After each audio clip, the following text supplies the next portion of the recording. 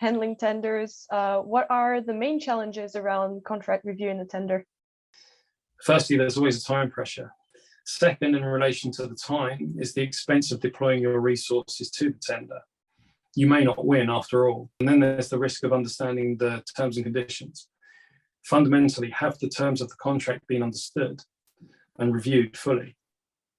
Or problems are uncovered late in the contracting process, which can derail the entire tender, even if the parties have agreed on the price and the scope.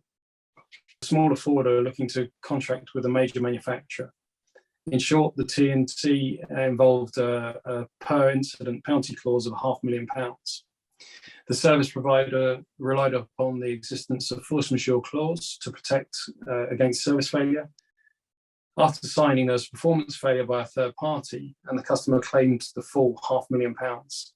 The service provider wasn't protected, and that the full penalty clause was, in fact, viewed as payable.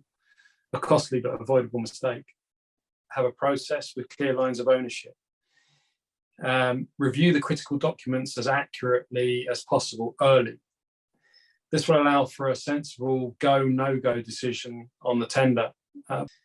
If the most senior decision makers can view a summary of the terms earlier, better decisions can be made. So firstly, workflow and collaboration platforms. So these are platforms that create repeatable and efficient workflows, and it really promotes that business alignment amongst the stakeholders. And the second is in our area of automated contract review. So the technology can scan the contract and immediately flag problem areas. So for example, one-sided penalties or service level agreements can be immediately identified. So the risks can then be properly assessed, quantified and mitigated. So it looks like the answer to these challenges is people with a common purpose, collaborating on adopting efficient processes and using technology smartly to enhance those processes.